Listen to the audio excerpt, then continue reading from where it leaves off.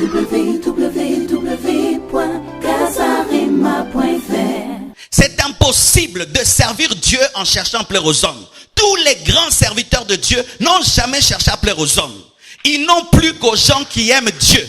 Et ils ont été les ennemis des gens qui n'aiment pas Dieu. Jamais tu ne peux faire l'unanimité dans la vie. C'est impossible. Même Jésus-Christ de Nazareth avait des ennemis, avait des gens qui ne l'aimaient pas. Les pharisiens, les sadducéens, les docteurs de la loi n'aimaient pas Jésus. Mais toi, quand dans la vie tu cherches à plaire à tout le monde, sache que tu vas vivre selon le siècle présent.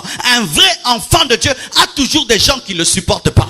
Plus tu vas t'élever spirituellement, plus tu seras seul. Parce que dans les hauteurs, on vit la solitude, mais on est avec Dieu. Mais lorsque tu veux amener tout le monde au sommet de la montagne, tu ne monteras jamais au sommet de la montagne, parce que ce n'est pas tout le monde qui a la capacité de gravir la montagne. Et vous qui voulez entrer dans le ministère, vous entrez dans la guerre, vous devez être prêt à être tapé, bastonné, emprisonné, parce que c'est ça qui va arriver bientôt. Oui, bien aimé, la persécution est en train de venir à cause du système. Oui, le système qui est établi maintenant, c'est un système de persécution. Progressivement, ils sont en train de travailler à étouffer l'église, à étouffer la vérité, pour que seuls les prédicateurs qui sont prêts à mourir pour la vérité prêchent. Il y a des choses que ma force peut me donner, mais des choses que ma force ne me donnera jamais. Je crois que les anges existent. Je crois que Dieu existe. Je crois que les miracles existent. Je crois que Dieu guérit encore les malades. Je crois qu'il ressuscite encore les morts, qu'il fait encore marcher les paralytiques. Je crois que les miracles existent. Mais le diable, en ce temps de la fin, veut amener les chrétiens à ne plus croire aux miracles et à s'attendre à Dieu. Bien-aimé, Dieu est réel. Dieu est vivant. Il finira par t'exaucer. Quand tu pries, prie vraiment, parce que Dieu est réel. Il n'est pas un Dieu de livres. C'est un Dieu vivant que tu peux expérimenter. Il veut te décourager pour que tu ne cherches plus Dieu et te dire que Maramaro Sambelawana et Samarakala. Non, bien-aimé. Il y a des choses que tu peux faire pour toi, mais des choses que tu ne feras jamais pour toi-même. C'est ça, dit prier sans cesse. Je transporte ma chambre partout. Ça fait que même si vous me donnez du boulot, je suis connecté. Même si vous ajoutez, je suis connecté. Parce que si le diable développe des stratégies, toi aussi tu dois développer des stratégies. Sinon, le boulot va te tuer, le travail va te tuer et tu vas mourir spirituellement. Tu dois être un homme qui sait prier à l'intérieur, même si à l'extérieur tout est troublé. Lorsque tu perces dans la vie, dis c'est Dieu qui m'a ouvert les portes. Sois Dieu tout le temps. Dieu. N'ayez pas honte de témoigner. N'ayez pas honte de présenter celui qui vous a sauvé. N'ayez pas honte de présenter la croix. N'ayez pas honte de parler de lui. Et s'il y a un endroit où il faut parler de lui, c'est là où on ne veut pas que tu parles de lui. Pour voir plus de vidéos chrétiennes en exclusivité, tapez www.casarema.fr. Spiritualité de l'homme moderne. Tu peux le dire à ton voisin, la spiritualité de l'homme moderne. Amen. Nous sommes debout enfin de lire la parole de Dieu.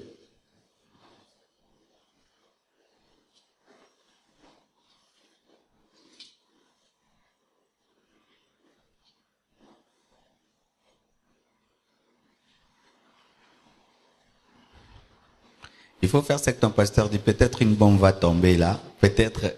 Il faut seulement faire. Quand tu viens à l'église, fais seulement ce que ton pasteur te dit. Une pierre peut tomber là. Un feu peut s'allumer là. Et puis tu dis, si j'avais fait. Amen.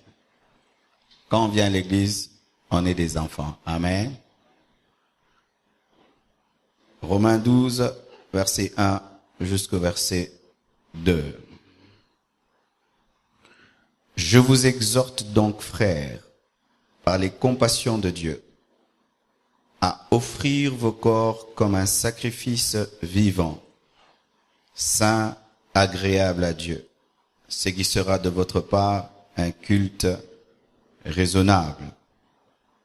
Ne vous conformez pas au siècle présent, mais soyez transformés par le renouvellement de l'intelligence, afin que vous discerniez quelle est la volonté de Dieu, ce qui est bon, agréable et parfait. Nous acclamons la parole du Seigneur.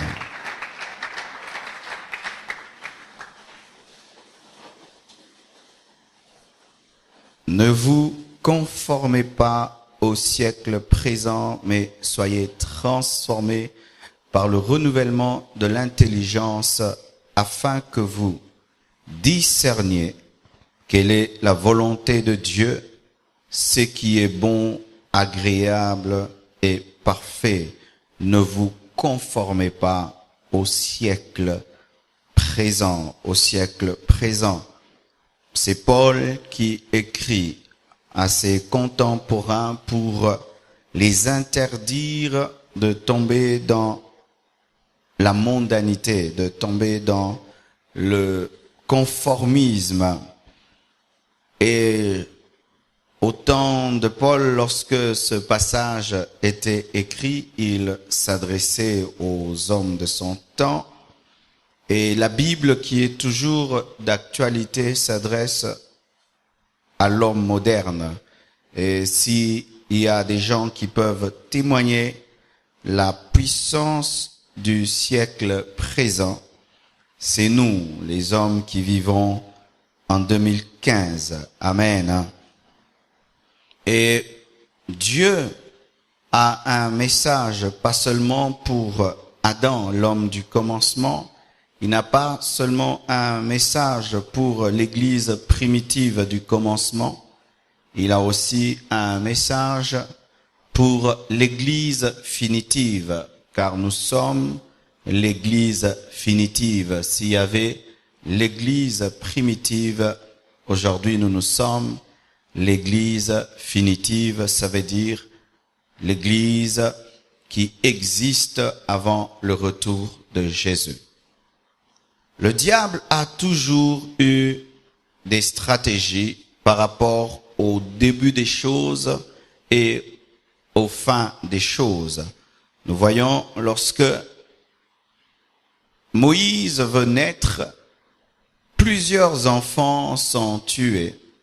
Et nous voyons aussi lorsque Moïse a grandi et qu'il veut libérer Israël de l'Égypte, le diable, au travers de Pharaon, va ajouter les corvées qui étaient sur Israël.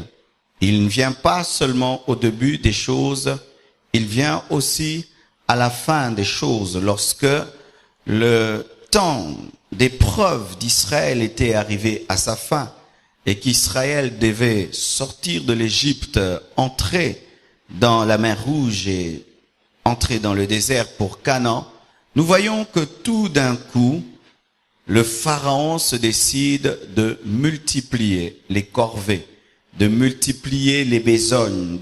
Il décide d'occuper davantage Israël et de torturer davantage Israël pour empêcher à Israël de traverser la mer Rouge, de sortir de l'Égypte.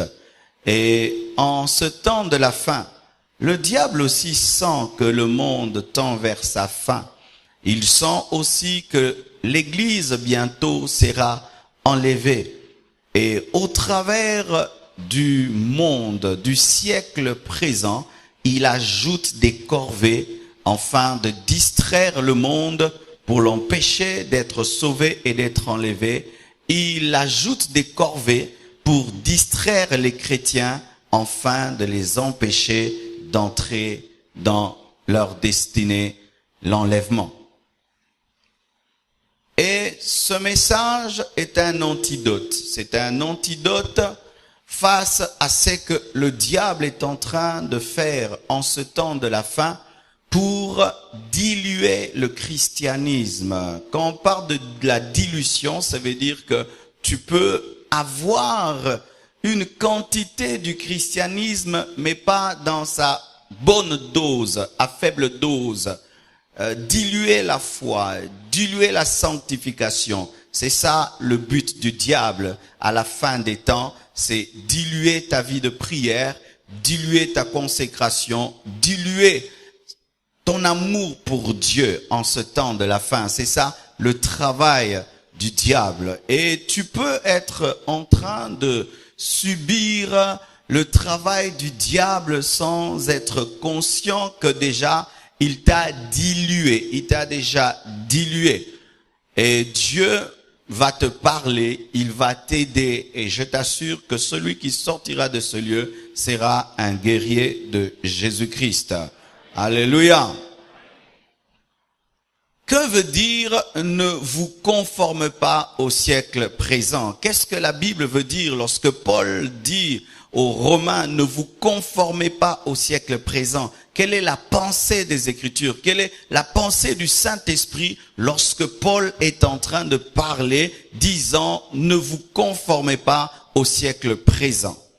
Et avant même d'entrer en profondeur, j'aime ce que Paul dit, il ne donne pas un choix aux Romains, mais c'est un ordre. Vous n'avez pas le choix. Vous ne devez pas vous conformer. Amen. Hein?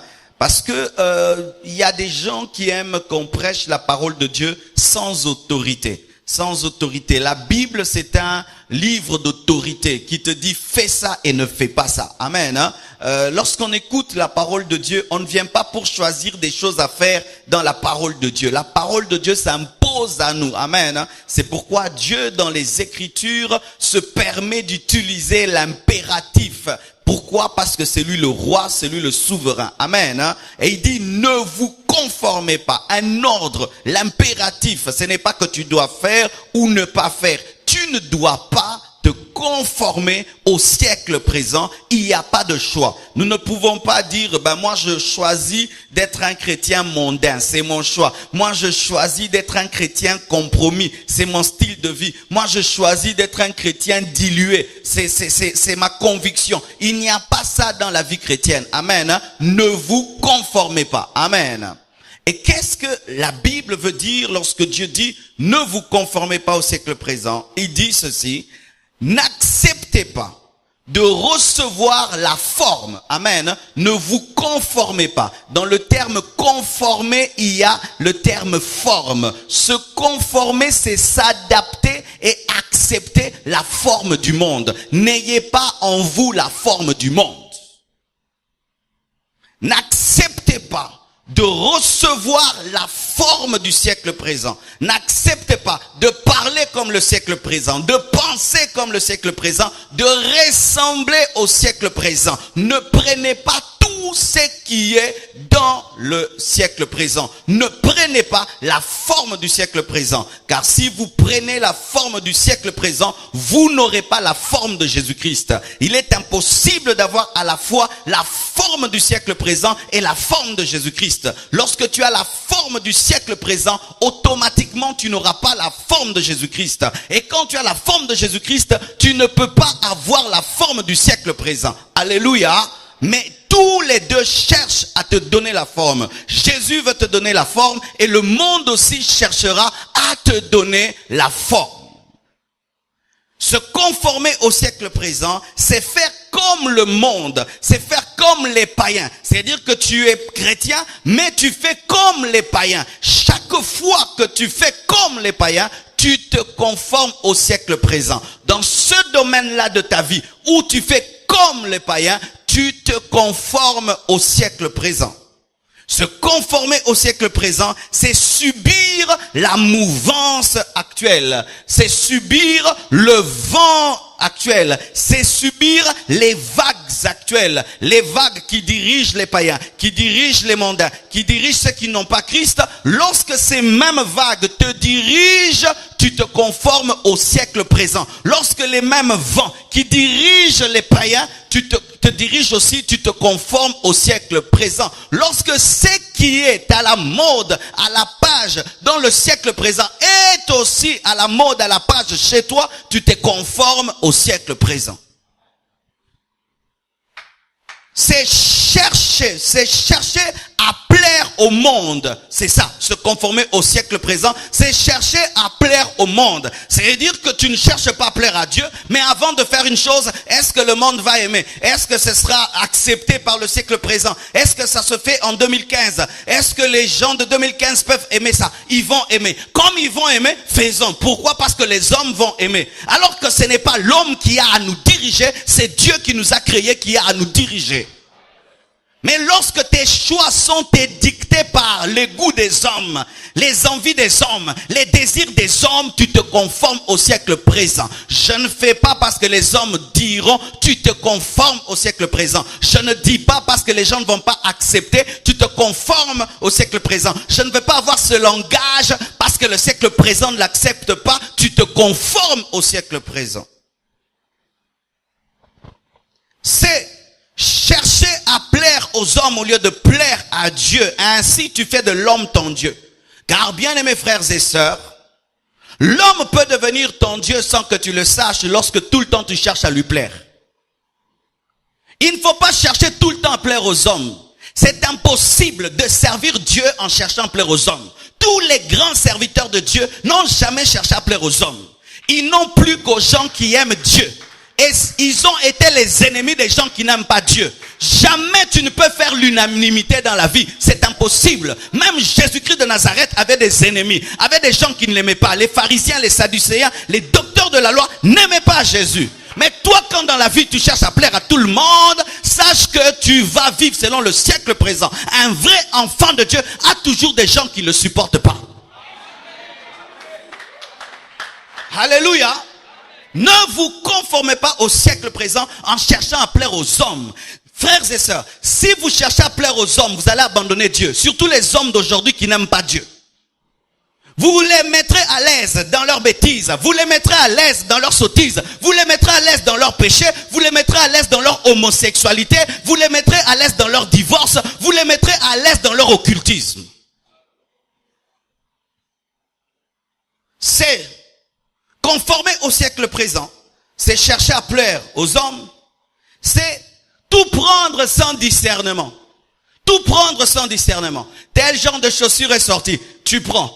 Bien aimé, je viens de voir sur internet, il y a une chaussure qui est sortie. C'est une chaussure qui a la forme d'un petit crocodile. C'est-à-dire, on dit ça, tu t'habilles en croco, et alors vraiment c'est un crocodile que tu portes. Bien aimé. Mais ça vraiment c'est être un clown. Comment je peux porter un crocodile? Et vraiment ça a la forme d'un crocodile. Et les gens portent ça, ils disent qu'ils sont en train de saper. Aujourd'hui de plus en plus, les talons des femmes ressemblent à des bottes de chevaux. Et les femmes portent ça sans tenir compte que c'est une mode satanique où on veut que vous puissiez avoir des pieds qui ressemblent à Satan. C'est prendre la mode sans discerner, prendre les jupes sans discerner, prendre les pantalons sans discerner, prendre les chemises sans discerner. Avant de porter une chemise, tu dois la discerner. Avant de porter une veste, tu dois la discerner. Avant de porter un pantalon, tu dois discerner. Avant d'écouter une musique, tu dois discerner. Avant de faire quoi que ce soit, tu dois discerner, parce que la plupart des choses que le monde donne sont mauvaises. Alléluia. Ainsi, un chrétien en soi ne s'habille pas à la mode, il s'habille parce que Dieu accepte. Si la mode actuelle est mauvaise, je serai démodé. Si la mode de 2016 sera mauvaise, je vais m'habiller en 2015. Tous mes habits seront 2015, jamais je ne porterai les vêtements de 2016. Car tu peux être à la mode, mais pour Dieu, tu es perdu. Alléluia. C'est suivre la mode en désordre. C'est suivre le courant actuel en désordre. C'est prendre même des langages mondains en désordre. Où tu prends seulement. Parce que tout le monde le dit. Moi aussi je le dis. Tout le monde le fait. Moi aussi je le fais. Tout le monde porte ça. Moi aussi je porte. Tout le monde danse ça. Moi aussi je danse. Tout le monde chante ça. Moi aussi je chante. C'est chercher. C'est prendre les choses sans discerner. Et c'est refuser de nager contre courant. Bien-aimés frères et sœurs, en ce temps de la fin, les vrais enfants de Dieu vivront souvent la solitude. Car c'est difficile d'être nombreux au sommet de la montagne. Je dis c'est difficile d'être nombreux au sommet de la montagne. Jésus avait plusieurs disciples. Quand il s'agissait de monter sur la montagne, ils sont montés à 12, ils sont montés à combien? Ils sont montés à 3 avec Jésus-Christ. Pourquoi? Le sommet de la montagne est plus petit que la base. Au bas de la montagne, Abraham peut être avec les serviteurs, mais c'est au sommet de la montagne qu'il n'est qu'avec Isaac. Oh, donnez-moi l'amen. Plus tu vas t'élever spirituellement, plus tu seras seul. Parce que dans les hauteurs, on vit la solitude, mais on est avec Dieu. Mais lorsque tu veux amener tout le monde au sommet de la montagne, tu ne monteras jamais au sommet de la montagne, parce que ce n'est pas tout le monde qui a la capacité de gravir la montagne. Il y a des amis qui restent au bas de la montagne, des frères qui restent au bas de la montagne, des relations qui restent au bas de la montagne. Mais ton problème, c'est que tu vas amener tout le monde au sommet de la montagne. Et ainsi, vous créez une fausse montagne dans la plaine. Ah oui, vous créez une fausse montagne dans la plaine. Vous créez une fausse dimension dans la plaine.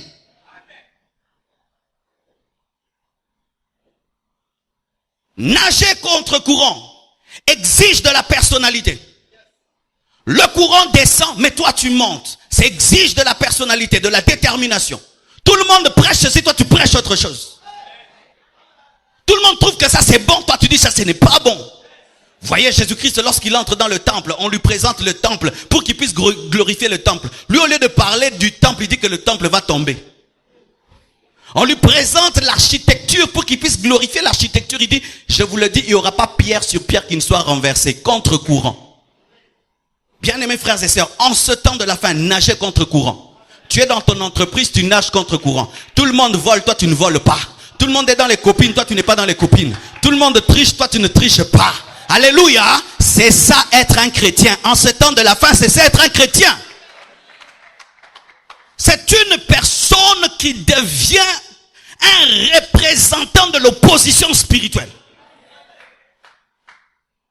De rien que par ta vie, on peut savoir où est Dieu. Bien-aimés frères et sœurs, lorsque tout Sodome et Gomorrhe s'est livré à l'homosexualité, Lot ne s'est pas livré à l'homosexualité. Vous imaginez qu'un rétrograde est plus spirituel que toi parce que Lot à Sodome et Gomorrhe était rétrograde mais n'était pas homosexuel, mais toi tu es chrétien homosexuel.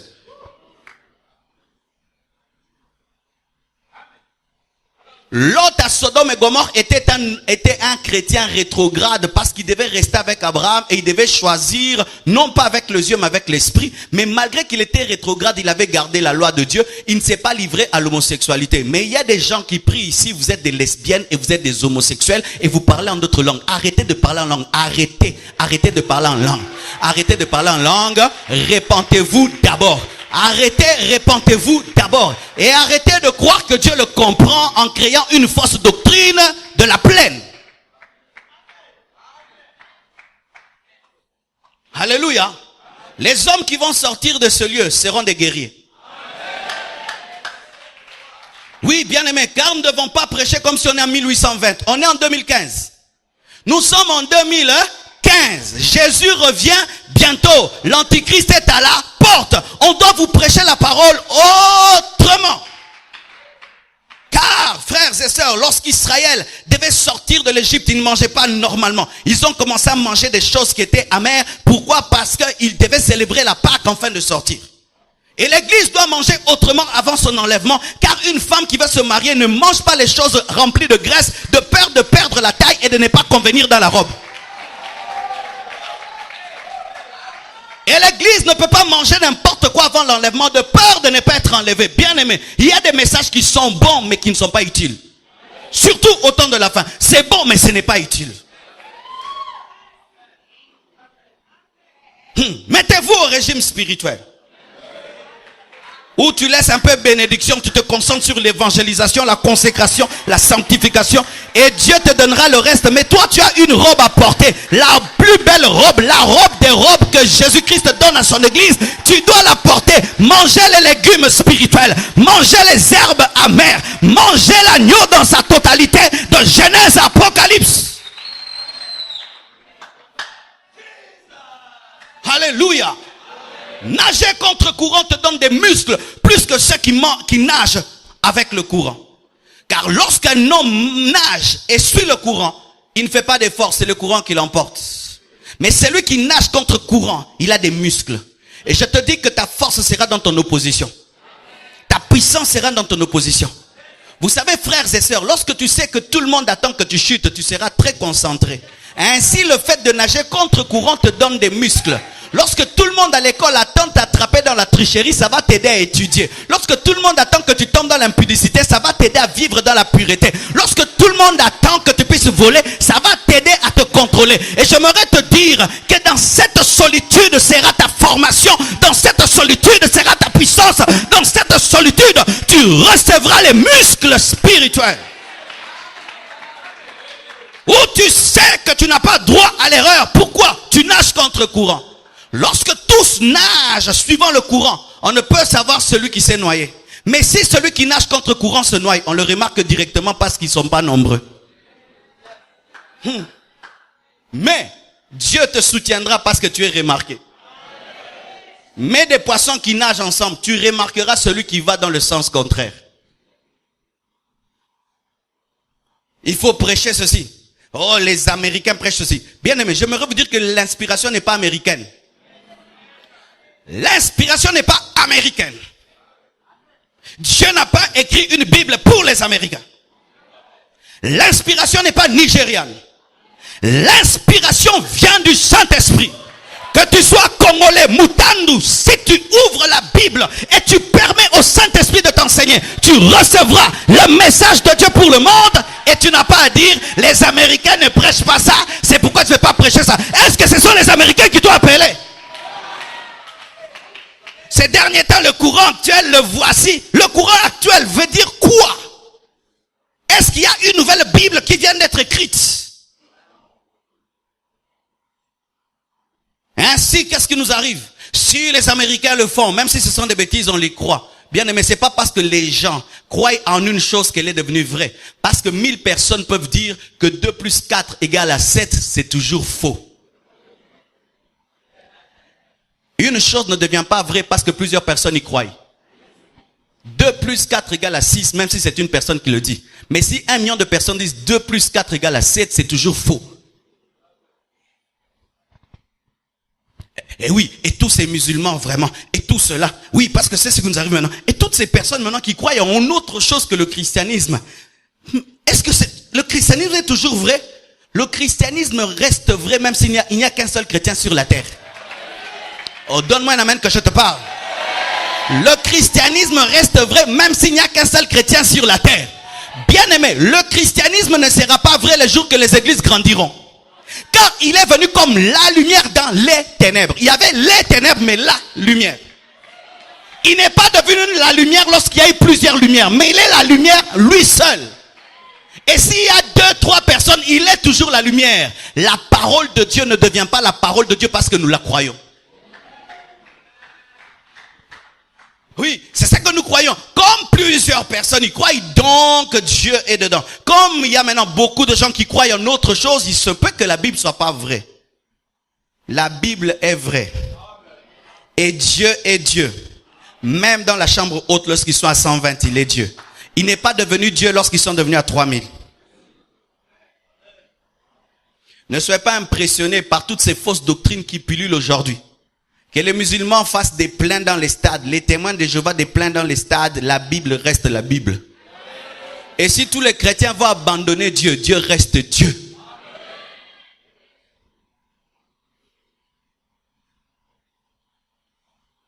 Se conformer, c'est quoi encore?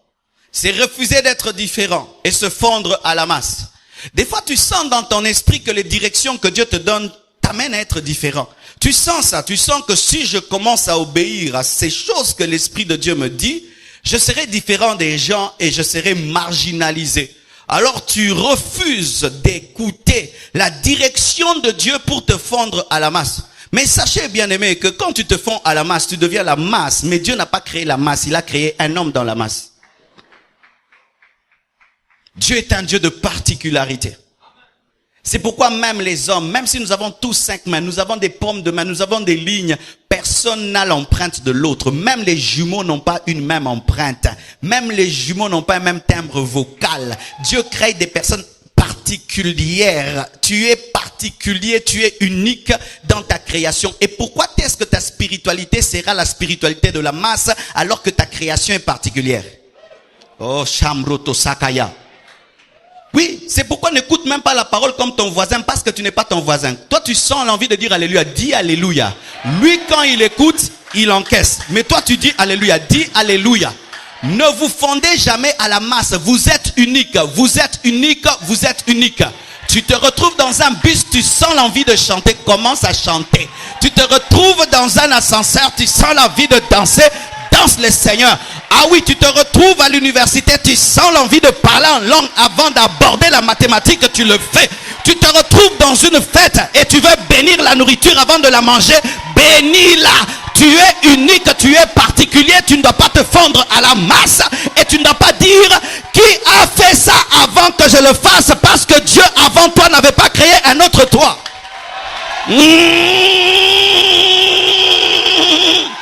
Si vous voulez que je puisse faire comme tout le monde, montrez-moi un Marcelo qui existait avant moi. Je suis l'unique Marcelo. Depuis que le monde existe, je suis l'unique Marcelo qui a foulé cette terre. Et le jour de mon départ, il n'y aura pas un autre Marcelo. Toi aussi, tu es unique. Et ta spiritualité doit être unique. Bien-aimés frères et sœurs, il n'y a pas deux Moïse, deux Élie ou deux Élisée. Tu es unique. Laisse-moi comme ça. Alléluia. Mais qu'est-ce qui nous arrive? Tu veux faire une chose, qui a déjà fait ça. Avant Abraham, quel est le père qui a donné son fils à Dieu? Avant Abraham, à qui Dieu a dit tue ton fils? Si maintenant il disait Seigneur, tu as dit ça à qui pour que je le fasse? À personne. Je commence ces choses avec toi. Dieu commencera des choses avec toi. C'est pourquoi tu n'as pas besoin de permission des autres. Si tu es convaincu que c'est Dieu, fais-le, fais-le, fais-le, fais-le, fais-le, fais-le, fais-le, fais-le, fais-le, fais-le.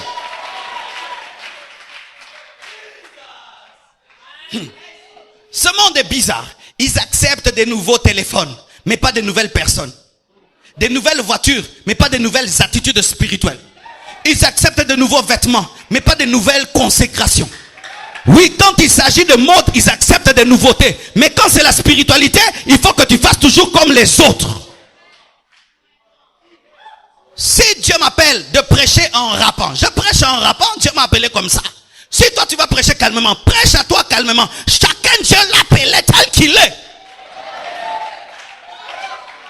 Et non, dans notre église, il faut prêcher lentement. Pasteur Nabino. Dans notre église, il faut chanter lentement. Chorale Nabino. Alléluia. Là où il y a l'esprit, il y a la liberté. Là où il y a l'esprit, il y a la liberté. Et tu es en train d'échouer dans la vie parce que tu attends qu'il y ait une élection dans ta vie avant de faire une chose, alors que Dieu t'a créé pour que tu sois le premier dans ce domaine.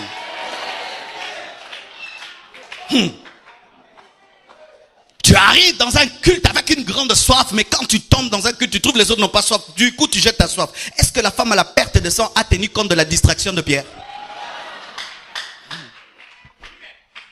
Depuis toujours, la robe de Jésus-Christ avait la puissance de guérir les malades, mais personne n'avait manifesté qu'elle pouvait le faire. Mais cette femme est venue avec la foi et elle a pu révéler à Pierre, cet habit n'est pas un habit, c'est un hôpital. Mais pourquoi est-ce qu'elle a pu révéler que c'était un hôpital? Parce qu'elle avait déjà reçu les enseignements que la robe de Jésus est un hôpital depuis la maison. Et toi, depuis ta maison, Dieu t'a enseigné des choses. Et quand tu viens ici, tu fais des choses comme Pierre. Pierre n'a pas une perte de sang, c'est toi qui as une perte de sang. Pierre n'a pas une perte de sang, c'est toi qui as une perte de sang. Bien aimé, ton voisin là n'a pas une perte de sang, c'est toi qui as une perte de sang. C'est pourquoi quand tu viens à l'église, viens toujours avec un rhéma. Viens toujours avec un rhéma. Aujourd'hui, quand j'irai, je toucherai le pan de sa robe. Mais toi, Dieu peut te dire, tu feras ceci, tu feras cela. Mais tu ne fais pas ce que tu dois faire. Pourquoi? Ton voisin ne le fait pas. Mais Pierre n'a pas de perte de sang.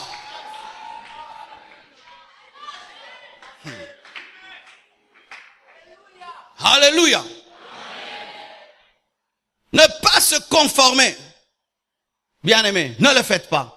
Se conformer au siècle présent, c'est tomber dans un suivisme mortel. Un suivisme mortel. Paraît-il que si tu prends les brebis, tu les mets en file indienne et tu les conduis toutes vers un trou. Toutes tomberont dans le trou. Parce que les brebis, paraît-il, suivent toujours celui qui est devant. Et s'il y a 100 brebis, la première tombe dans le trou, la deuxième tombera, la 50e ne dira pas, mais qu'est-ce qui arrive? Nous tous nous tombons dans le trou, moi que je m'échappe. Non, elle va suivre les autres parce que les brebis ont un suivisme mortel. Bien-aimés frères, sœurs, t'es-tu déjà posé des questions sur ce que tu suis? Si ce que tu suis a tué tes prédécesseurs, ça te tuera aussi, ce n'est qu'une question de temps. C'est pourquoi, bien-aimé, moi je prends certaines décisions rien que par rapport à ceux qui sont devant. Si ceux qui sont devant tombent dans un trou, donc ce n'est pas le bon chemin, je change de chemin. Ainsi, je peux regarder mes aînés spirituels, je vois leur leadership, leur manière de servir Dieu, et je vois qu'ils finissent mal. Du coup, je change. Je n'ai même pas besoin d'arriver là-bas pour changer. Je change déjà de trajectoire parce que bon aussi la mabé. N'appelle aussi la mabé. Ah oui, ces choses-là, tu prends la femme en Europe, les enfants en Europe, toi-même ici. Je ne ferai jamais. Pourquoi? Parce que d'autres l'ont fait. Bah, c'est l'imabé. N'appelle aussi la thé. Je ne le ferai jamais. Je ne ferai jamais. Oh non, ma femme va en Europe, elle habite l'Europe, et moi je reste ici en train de servir Dieu. Jamais. Moi, je vieillirai comme Daisy Osborne et Osborne. Moi et ma femme à côté. Pourquoi? J'ai vu que ça marche. Mais l'autre là, ça ne marche pas. Et si la amabé. Comment est-ce que c'est quand Dieu t'élève, tu deviens un grand homme de Dieu, tu es rempli de richesses, que tu décides que tu dois vivre comme un célibataire? Déjà, quand tu étais un frère à la permanence, on t'est tenté. Maintenant, tu as beaucoup d'argent, on va pas t'aider.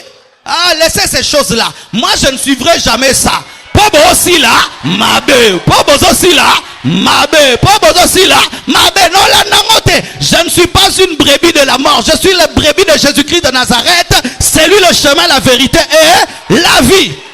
Il dit là où je serai, vous aussi vous serez. Et Jésus-Christ, le jour qu'il vient pour le millénium, il ne laisse pas Jésus-Christ, il ne laisse pas l'église au ciel. Il descend avec l'église sur terre. Si Jésus-Christ se fait accompagner de sa femme et toi, tu n'as pas compris.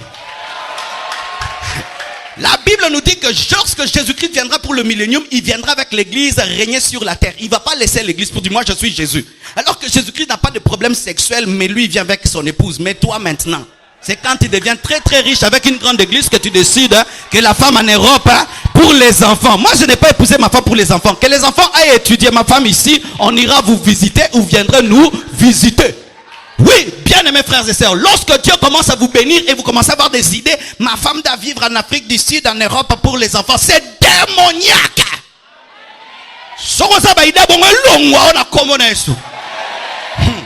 Et des femmes tellement matérialistes qui aiment l'Europe plus que leur mari. Des femmes tellement matérialistes qui aiment l'Afrique du Sud plus que leur mari. Est-ce que tu t'es marié pour l'Afrique du Sud ou pour l'Europe? Tu t'es marié pour vivre avec ton mari. Mon mari m'a convaincu que je dois vivre là-bas pour les enfants. Ah, c'est Satan qui t'a convaincu. Je m'en fous. Même s'il y a des grands qui le font. Même si un grand fait une chose, s'il tombe dans un trou, c'est toujours les trous. Je parle à moi.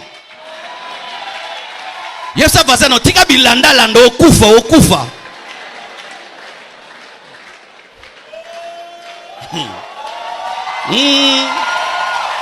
Bilanda landa.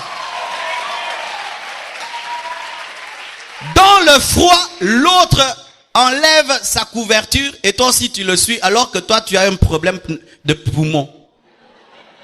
Pourquoi à longoli dranga pena longoli yo kufi. Yeka senglone koki. Qu'est-ce qui a tué Pharaon? C'est moi aussi. Il voit Moïse qui jette le bâton. Lui il dit si moi aussi. Il change aussi le bâton serpent. Mais le moi aussi a des niveaux. Il voit maintenant Moïse traverser la mer. Je dis aussi moi aussi. Là il meurt. Pourquoi? C'était un niveau. Toi tu suis tout ce qui se passe à côté de toi. Le voisin fait ça, toi aussi tu fais. La voisine fait ça, toi aussi tu fais. Un jour on me raconte l'histoire d'une femme qui admirait beaucoup un autre couple. Pourquoi? Parce que chaque fois que l'homme sortait de la voiture, il ouvrait sa porte et allait vers la femme et il ouvrait la portière. Alors il a commencé à dire à son mari, tu ne m'aimes pas, pourquoi? Mais regarde le voisin, il ouvre toujours la porte à sa femme. Cette femme avait un bon mari qui prenait soin d'elle, qui ne la battait pas, qui ne faisait jamais de mal. Mais lui, il n'ouvrait jamais la porte de la voiture. C'était ça son seul défaut. Maintenant l'autre a voulu détruire son mariage seulement pour une porte qu'on ouvre. Et un jour, ils achètent une nouvelle voiture. Et la voisine regarde, il dit, ah vraiment il va encore ouvrir la portière de la nouvelle voiture. Cette fois-ci il n'ouvre pas. Et puis il va suivre les voisins et dit, mais qu'est-ce qui se passe dans votre couple? J'aime beaucoup votre couple. Vraiment j'appréciais comment est-ce que madame on ouvrait ta porte.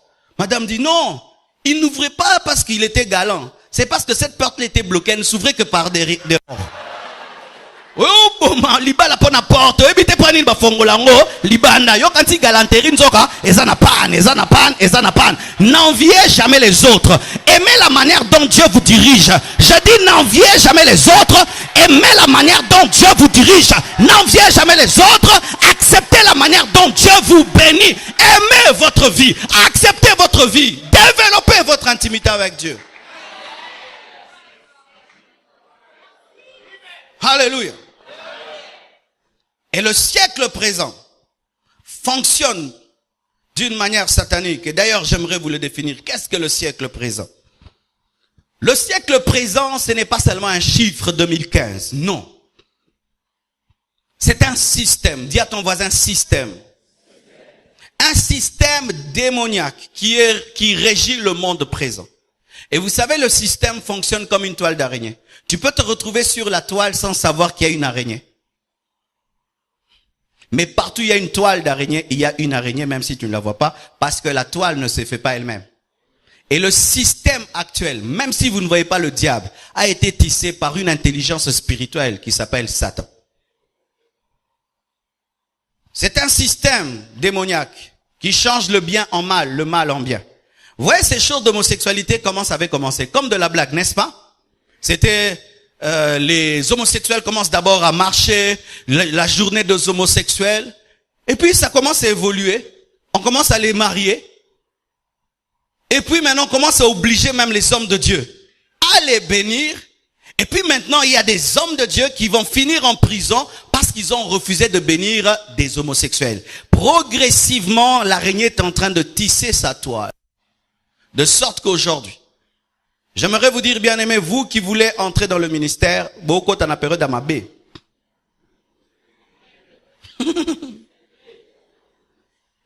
Vous entrez quand il y a la guerre. Parce que d'ici là, ce sera dans le monde entier. Et je sais même que mes prédications que je mets sur Internet, bientôt créeront des problèmes. Oui, mais créeront des problèmes. On pourra même s'opposer à ce que j'ai des visas, ceci, cela, parce que clairement sur Internet et dans mes prédications, j'ai été contre l'homosexualité. Mais je préfère ne prêcher qu'au Congo la sainteté que prêcher dans le monde entier la compromission. Comment tu peux fermer ta bouche là où règne l'homosexualité et dire que c'est Dieu qui parle dans ta bouche? Non, un vrai prédicateur touche les bibelots. Et il accepte de perdre les avantages, mais rester fidèle à son message. Et vous qui voulez entrer dans le ministère, vous entrez dans la guerre, vous devez être prêt à être tapé, bastonné, emprisonné, parce que c'est ce qui va arriver bientôt. Oui, bien aimé, la persécution est en train de venir à cause du système. Oui, le système qui est établi maintenant, c'est un système de persécution. Progressivement, ils sont en train de travailler à étouffer l'église, à étouffer la vérité, pour que seuls les prédicateurs qui sont prêts à mourir pour la vérité prêchent. Ah oui. Les temps viennent avant le retour de Jésus-Christ où pour prêcher la parole de Dieu, tu dois être prêt à mourir. Ah, je vous le dis, bien aimé, ce ne sera pas pour venir montrer ses vestes et tout la bataille qui. Oui, ce ne sera plus prêcher pour avoir un peu d'offrande, bataille qui. Ce sera prêcher au bigi au koufi. Lorsque Paul prêchait, c'était la vie ou la mort. Lorsque Pierre prêchait, c'était la vie ou la mort. Nous servons Dieu. Vous dites alléluia, amen, sur des chaises bleues, vertes et rouges. Mais des temps arrivent où on prêchera, on est aux aguets. Où nous ferons des cultes par parole de connaissance parce qu'on ne peut pas se réunir ici. Quand vient la persécution, ce sont les personnes qui entendent Dieu, qui savent leur culte. Toi qui n'entends pas Dieu, fais attention. C'est un système. C'est ce monde perverti. Vous qui aimez le monde, j'aimerais vous dire que ce monde est pourri. Vous qui aimez ce monde est pourri. Malgré les buildings, c'est pourri. Malgré les nouvelles routes, c'est pourri. Malgré les technologies, c'est pourri. Ce monde est pourri. Est-ce que vous le voyez? Ce monde est pourri. Voyez, il fut un temps. Une fille de 12 ans ne connaissait rien, n'est-ce pas? Aujourd'hui, une fille de 12 ans connaît tout, n'est-ce pas? Prends un jeune garçon de 15 ans, de 1970, place-le face à un garçon de 15 ans d'aujourd'hui. N'est-ce pas au PC court? Il fut un temps jusqu'à 20 ans, 25 ans, les filles étaient vierges. Mais aujourd'hui, déjà 13 ans, elle n'est plus vierge. Le monde est pourri. Et c'est étonnant qu'il y ait des chrétiens qui aiment ce monde. J'aime ce monde seulement pour prêcher l'évangile. Mais il n'y a rien d'extraordinaire. Même vous qui voulez tout vendre pour aller en Europe, vous irez, c'est pourri. C'est pourri. L'Europe est pourrie. L'Amérique est pourrie. L'Afrique pourrie. Tout est pourri. Pourri. Tu rencontres des jeunes, un garçon de 13 ans, 14 ans, en train de s'embrasser sur la route. Pourri. Burk.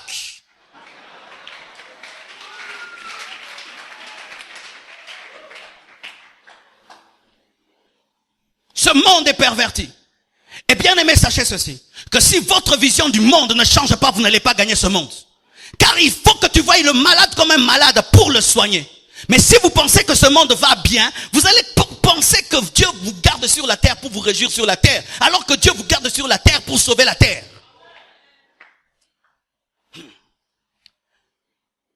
Voyez, deux visions.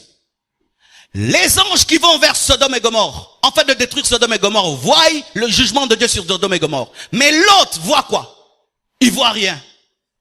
Il voit rien. Mais les anges, les messagers de Dieu, voient le jugement de Dieu, mais l'autre pense qu'il peut encore habiter là. Et voici, il y a des chrétiens qui trouvent qu'ils doivent encore rester sur cette terre. Ils sont comme l'autre dans Sodome et Gomorrhe. Mais il y a des chrétiens qui savent qu'ils doivent travailler pour l'enlèvement de l'église parce que bientôt le jugement va tomber. Voyez comment est-ce que le mal a grandi dans le monde. Le mal est entré jusque dans l'église. Le mal est entré jusque dans l'église. Les églises sont malades. Pourquoi? C'est la pourriture du monde qui est entrée dans l'église.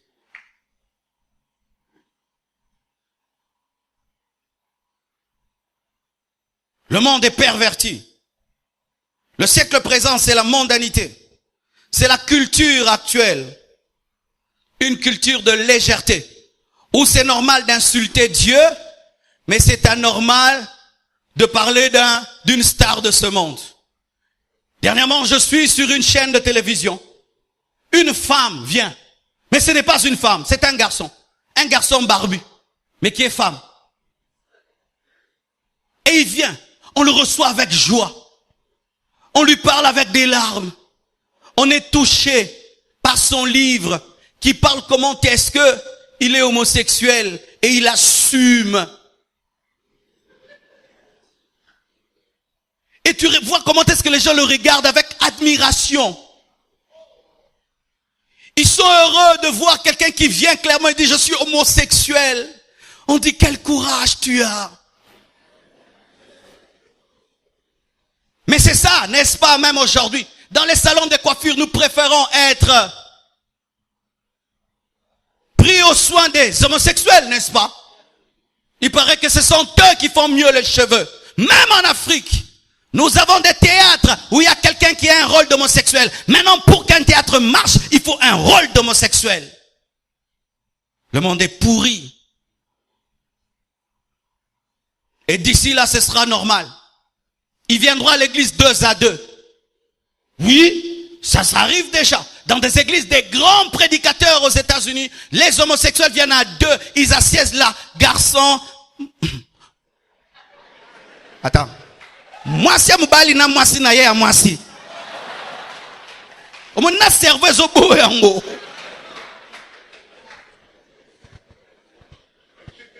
Et ils sont là en train de dire Alléluia, Amen, preach the gospel, praise. Bien aimé, dans l'église, lorsqu'un pécheur entre, il est mal à l'aise. Si quand tu commences à prêcher, 10 ans, le pécheur n'est pas est à l'aise, tu ne prêches pas. Le jour où il sera mal à l'aise, il va te haïr. C'est le jour où tu as commencé à prêcher. Bien, vous tous là qui vivez dans le péché, vous dites amen même pourquoi? Répentez-vous, convertissez-vous. Parce que ce ne sont pas les amens qui amènent au ciel. Parce que c'est ça. Amen, amen, amen. Amen de quoi? Amen de quoi? En ce jour-là, Dieu dira, tu avais dit amen à l'église, mais je t'avais jamais connu. Le siècle présent, c'est la civilisation actuelle, qui paraît être une civilisation très développée, mais bizarrement, elle a perdu ses bonnes valeurs. Plus le monde est en train de se développer, plus il perd les valeurs fondamentales. Le respect, l'amour, la simplicité, la pureté, la crainte de Dieu. De sorte qu'aujourd'hui, l'homme moderne, c'est un athée. Quand quelqu'un dit qu'il est moderne, il ne croit pas en Dieu. C'est être moderne, tu ne crois pas en Dieu. Ces choses-là de prier, ces choses-là de prier. Ces choses-là d'aller à l'église. Ces choses-là d'aller prier. La même personne qui fait des fiers, ces choses-là de prier quand elle arrive devant la mort. Le pasteur. Non, ce sont ces choses-là. Continue dans tes choses-là. L'homme aujourd'hui qui est moderne, c'est un homme qui vit sans Dieu. Le siècle présent, c'est la tendance actuelle. C'est ce qui est à la page, à la mode. C'est ce qui est accepté par tout le monde. Dis à ton voisin, fais attention à ce qui est accepté par tout le monde. Faites très attention à ce qui est accepté par tout le monde. Parce que c'est tout le monde qui disait crucifiez-le. Faites très attention à ce que tout le monde dit. Faites très attention. Dieu n'est pas dans les sondages, Dieu est dans la vérité. Alléluia. Et comment fonctionnent ces siècles présents? La notion du bien et du mal est relative, de sorte que le bien peut devenir le mal et le mal peut devenir le bien. Les gens ont une conscience flétrie par le Dieu de ce siècle. C'est comme si les gens ne réfléchissent plus. Avant, quand les gens péchaient, leur conscience les reprochait. Maintenant, même s'ils pêchent, la conscience ne reproche plus. Alors que l'un des plus grands prédicateurs dans la vie d'un homme, c'est sa conscience. Mais aujourd'hui, les hommes ont une conscience qui n'agit plus. Bien-aimés frères, sœurs, si là, en ce lieu, tu es un homme qui a une conscience qui fonctionne, tu es un homme béni. Tu es un homme béni. Hier, j'ai reçu un homme de Dieu qui est venu des États-Unis me voir. Lorsque je l'avais rencontré là-bas, quelqu'un m'avait donné un chèque et je n'avais pas eu le temps de le retirer. Et je lui avais remis le chèque pour qu'il le retire pour moi. J'avais oublié. Depuis que je suis parti, j'ai oublié. Et hier, lorsqu'on causait, à la fin, il me fait sortir l'argent. Et il dit, c'est ton argent. Je dis, quel argent? Le chèque là, quel chèque? Je ne savais plus. J'ai totalement oublié que je lui avais donné un chèque. Mais il dit, ce qui n'est pas à moi n'est pas à moi. Pasteur, tiens ce qui est à toi. J'ai dit, ah, bato bazana nous. Yo melate. Mais tu parles en langue, mon melaka. De sorte que tu peux dire, c'était à toi, tu as oublié. Eh, d'ailleurs, c'était pas à toi, j'avais oublié. Mais il a une conscience face à l'argent qui n'est pas à lui. Où il peut voyager avec et n'est pas le mélanger avec son argent. C'est ton argent. Même si tu as oublié, ce n'est pas mon argent. Le siècle présent change le mal en bien et le bien en mal. De sorte qu'on culpabilise les gens qui se sanctifient et on acclame les gens qui pêchent.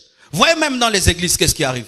Si quelqu'un pêche et tout le monde condamne son péché, vous manquez l'amour. Mais lui maintenant quand il pêche, est-ce qu'il a l'amour?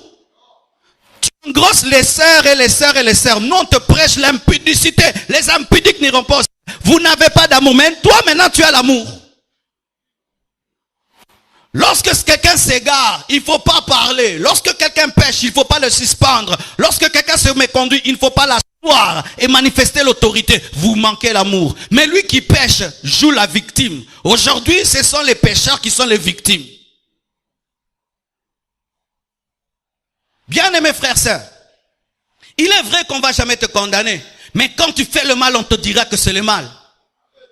Mais lorsque nous avons en nous un esprit où quand nous péchons, nous culpabilisons les gens qui ne pêchent pas. Nous vivons de manière anormale. De manière anormale. Où on a compassion des gens qui s'entêtent dans le mal et on condamne les gens qui reprochent. Vous voulez que les gens qui reprochent disparaissent, hein? Quand tu reproches, tu culpabilises, tu condamnes, tu prêches la loi. Ah bon? Qu'on acclame ceux qui divorcent. Qu'on acclame ceux qui commettent l'impudicité, ceux qui s'enivrent. Qu'on acclame ceux qui vivent dans le péché. Pour qu'on dise qu'on a l'amour. Si l'amour c'est acclamer le péché, alors bien aimé nos parents ont manqué l'amour. Parce qu'ils nous ont éduqués avec la chicotte, avec le fouet pour qu'on soit les hommes qu'on est aujourd'hui. Et merci. Le siècle présent change le bien en mal, le mal en bien. Parler de Dieu aujourd'hui, c'est être démodé. C'est une chose honteuse. Vaut mieux parler de football, parler des griffes, des parfums, de politique, mais pas parler de Dieu. Bien aimé, parler de Dieu n'en court.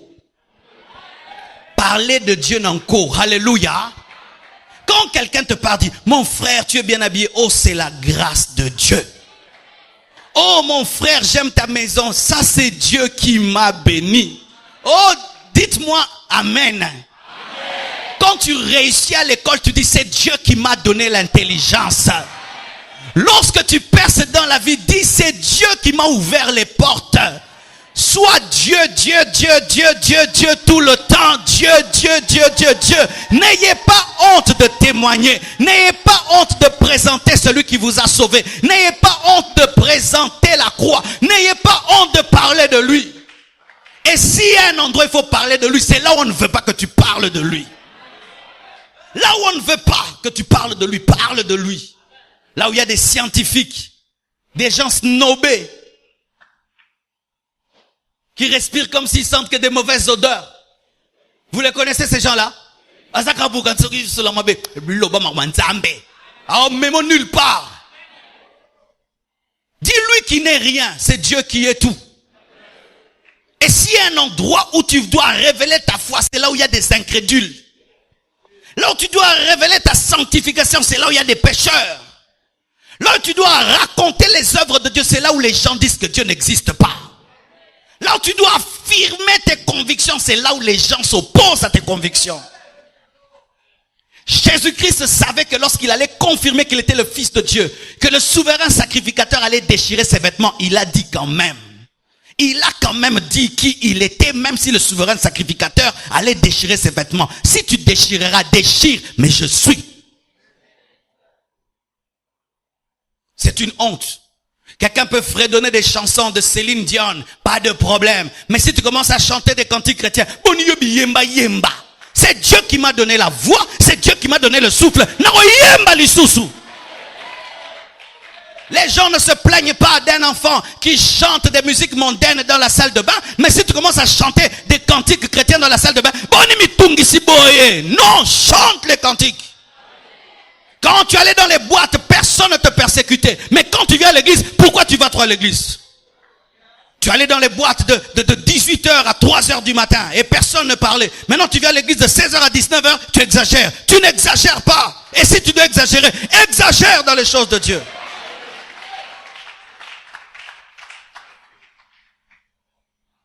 On veut pousser les gens à avoir honte d'être chrétiens. Et si tu te laisses faire, tu auras honte de Dieu. Si tu dois écrire sur ta voiture, je suis chrétien, écris, tu es chrétien. Devant la porte de ta maison, écris cela. Quand tu salues quelqu'un pour la première fois, dis-lui qui tu es. Je suis chrétien, je suis enfant de Dieu, je suis né de nouveau. Que ta vie soit une évangélisation. Que ta vie soit une prédication. Car si tu as honte de lui, lui aussi aura honte de toi. Alléluia. L'argent et le travail aujourd'hui passent avant tout dans le siècle présent. C'est travailler, travailler, travailler, travailler pour gagner l'argent. Travailler, gagner l'argent. Et même au Congo, c'est maintenant. Il y a une nouvelle génération de Congolais qui veulent vivre comme s'ils sont des Européens et des Américains. Bien aimés, ne prenez pas leurs choses en désordre, ils ne sont pas heureux. Ne prenez pas leur vie en désordre, ils ne sont pas heureux. Pourquoi est-ce qu'ils ont beaucoup de psychiatres? Pourquoi ils ont beaucoup de psychiatres? Parce qu'ils n'ont pas le bonheur. Et nous sommes des Congolais. Dieu t'a donné une vie sans stress. Mais tu veux te stresser seulement pour ressembler à un blanc. Alors qu'il n'est pas heureux. Ils ne sont pas heureux. Ils ne sont pas heureux. Le matin, boulot. Jusqu'à 20h, boulot. Le matin, boulot. 20h, boulot. Boulot, boulot, boulot, boulot, boulot, boulot, boulot, boulot, boulot, boulot. Quand est-ce que tu pries? Boulot. Quand est-ce que tu jeûnes? Boulot. Quand est-ce que tu lis la Bible? Boulot, boulot, boulot, boulot. Et quand tu mourras? Boulot. Pourquoi est-ce qu'on est tout le temps boulot, boulot? C'est argent, argent, argent, argent, argent, argent, argent. Avoir plus, avoir plus, avoir plus, avoir plus. Bien aimé, tu penses qu'un milliardaire est plus heureux qu'un millionnaire? Tu penses que celui qui a $1 million a plus de bonheur que celui qui a 100 000? Et tu penses que celui qui a 100 000 a plus de bonheur que celui qui a 10 000? Des fois, frères et sœurs, pour vivre le vrai bonheur, il faut aller en passe à Maluku là-bas. Tu arrives dans des quartiers où il n'y a pas d'électricité et d'eau. Tu vois une maman très heureuse de faire des beignets avec ses enfants qui jouent à côté de lui. D'elle, tu la regardes. Quel bonheur que vous, dans votre maison climatisée, vous n'avez pas.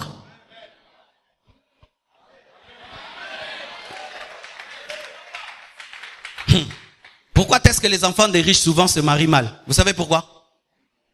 Oui, la plupart des enfants des riches se marient mal. Je répète, la plupart des enfants des riches se marient mal. Je répète encore, la plupart des enfants des riches se marient mal. Si tu es enfant de riche, fais très attention, tu risques de mal te marier.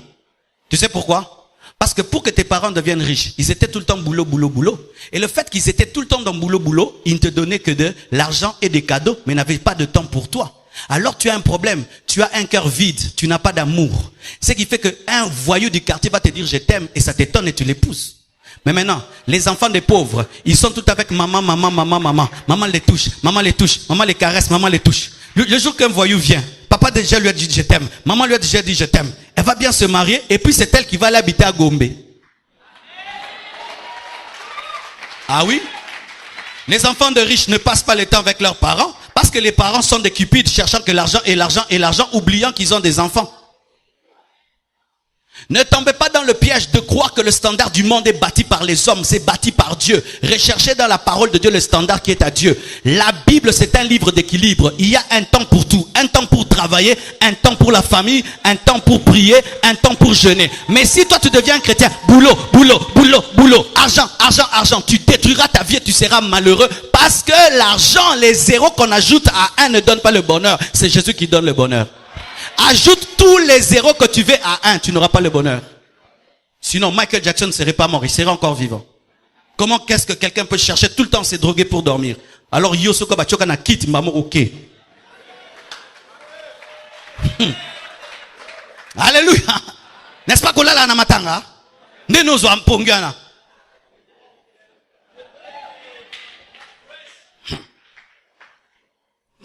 Je sais pas. Écoute.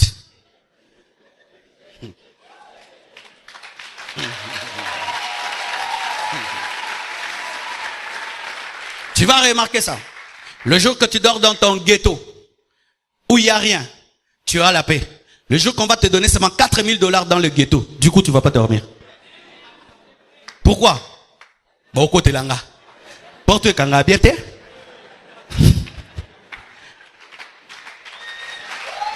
C'est pourquoi vous remarquez quoi? Plus les gens ont l'argent, plus ils élèvent les murs. Ils élèvent les murs. Pourquoi? La peur, le manque de bonheur. La vraie dimension de la vie dans le bonheur et dans la richesse, voici. Malgré tout ton argent, tu restes un adorateur. Malgré ton élévation, tu demeures un adorateur. Si tu ne fais pas cela, bien aimé, le siècle présent t'a eu. Le siècle présent t'a eu. Ayez le temps pour adorer Dieu. Le temps de tout mettre de côté. Comme le ministre Daniel, il avait le temps d'adorer le matin, à midi et le soir, même s'il était ministre. C'est pourquoi prenez au sérieux de venir à l'église. Amen. Hein?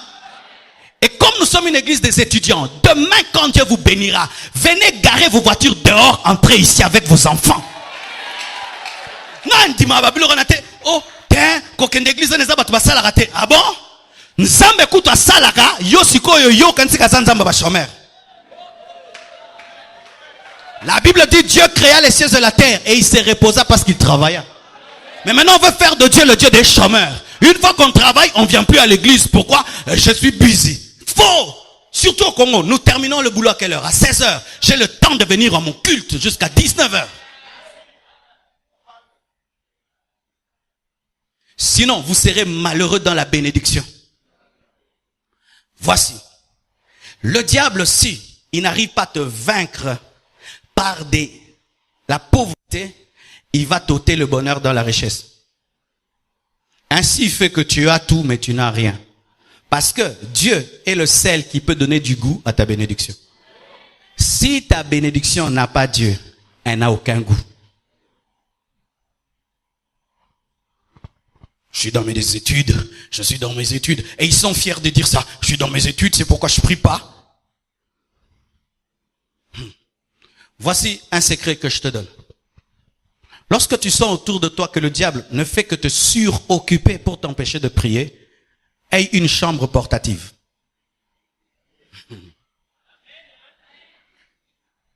Lorsque le diable t'empêche d'entrer dans ta chambre, transporte ta chambre partout. Lorsque le diable fait que tu as tellement de cours, tellement des dossiers, tellement du boulot, et que tu ne peux plus respecter ton rendez-vous avec Dieu pour prier le matin comme tu veux, prier le soir comme tu veux, alors fais ceci. Sois tout le temps dans ta chambre même si tu es en ville. Dis à ton voisin une dimension. Comment? C'est-à-dire que je sais qu'à 4 heures du matin, je dois aller au boulot. Et si je ne me réveille pas à 4 heures du matin, je vais être en retard. Voici le secret. Sois tout le temps dans la chambre mais dans ton esprit. Rando oh,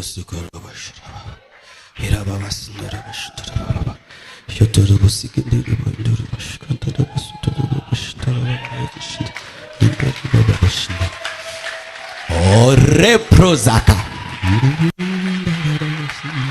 Tu fais quoi? Je vibre. Alléluia.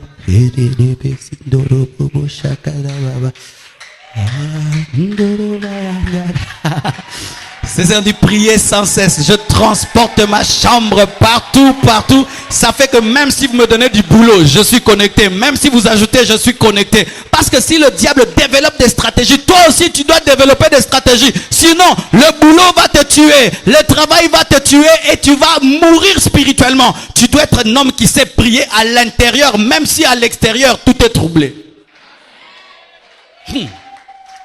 Est-ce qu'une femme enceinte oublie son bébé parce qu'il y a trop de gens? Une femme qui est enceinte, vous pouvez être 1 million autour d'elle, elle sait qu'elle est enceinte. Et je peux être au travail, je peux être à l'université, je sais que je suis un homme de prière, je suis en train de nourrir mon bébé. Pendant qu'elle mange, il y a une partie pour elle, une partie pour le bébé. Et pendant que tu travailles, il y a ton intelligence est dans le boulot, mais ton esprit est en Jésus. De sorte que tu deviens de plus en plus loin, mais on te voit agenouiller. Parce que tu es toujours agenouillé. Ça, c'est mon secret quand j'ai étudié. C'est mon secret quand je vais dans un voyage missionnaire où le matin je dois prêcher, le soir je dois prêcher, des visites, je dois prier, où tu sens que tu ne peux pas prier tes heures comme d'habitude. Là, je développe un autre système. Pourquoi? Je ne peux pas dire aux gens que je suis faible parce que je suis occupé, parce que les gens ne comprennent pas que tu tues ton bébé parce qu'il y a trop de gens autour de toi. Opengi poanini, na pengi po musale leki. Nzambo comprendre, hein? Opengi poanini po mikolobe examen le kaki. Nzambo comprendre, hein? Obonde la soumingi te poanini po musale leki. Nzambo comprendre. Nzambo comprendre, hein? Parce qu'il est possible que pendant que je travaille pendant 3 heures, je prie pendant 3 heures. Pendant que tu laves les assiettes, tu es en train de prier, tu es en train de chanter, de célébrer le Seigneur. L'onction ne vient pas lorsque tu fermes les yeux. L'onction ne vient pas parce que tu fermes les yeux. L'onction ne vient pas parce que tu t'agenouilles. L'onction vient quand tu es connecté. Le téléphone, je l'utilise assis, debout, la nuit, les jours. Ça n'a pas une position. Comme la prière, ça n'a pas une position. Tu dois seulement avoir les unités et avoir la charge. C'est ça la spiritualité de l'homme moderne. Homme moderne. Le diable est en train de développer des stratégies pour que tu ne pries pas. Si toi tu ne développes pas des stratégies et tu restes dans l'ancien système de s'agenouiller, de fermer les yeux, il va t'avoir. Maintenant vous devez être des hommes de prière, même si vous ne fermez pas les yeux, même si vous ne vous agenouillez pas, mais vous êtes à genoux et vous avez fermé les yeux dans vos cœurs. Tu sais que le boulot de chez toi jusqu'au boulot c'est 30 minutes. Tu dis dans ce taxi je ne vais pas parler avec les gens, je serai en prière. Tu fais tes 30 minutes de prière, alléluia. Et tu peux mettre les prédications dans tes oreilles. Pendant que tu travailles, tu mets la prédication de ton pasteur. Aujourd'hui tu vivras dans la sainteté, tu vivras dans la crainte de Dieu.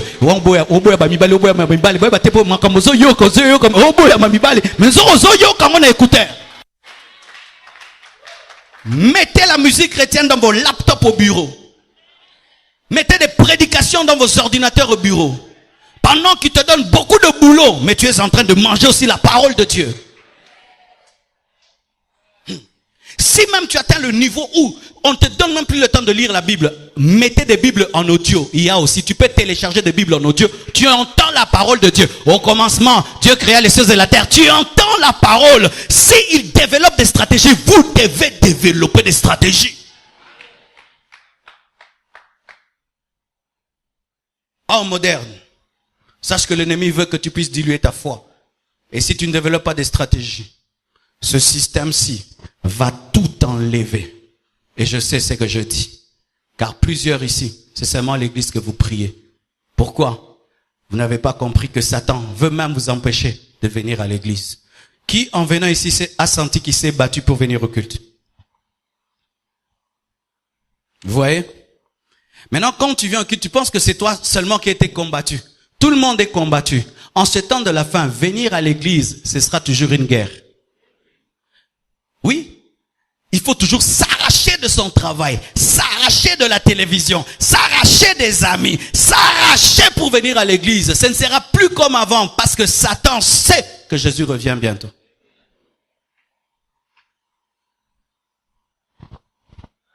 Dans ce siècle, le mariage n'est plus sacré. On se dit facilement oui et facilement je ne te sens plus. On divorce comme on veut et quand on veut. Même les chrétiens ne comprennent même plus la valeur du mariage. Si dans le monde ils peuvent divorcer, pas ici, pas dans l'église. Mais cette maladie même est entrée. Vous qui n'êtes pas mariés, si vous n'avez pas encore compris le caractère sacré du mariage, ne vous mariez pas. Parce que tu peux croire que ça va commencer en rose, mais ça commence en gris. Il y a des mariages qui commencent en gris et qui évoluent vers le rose.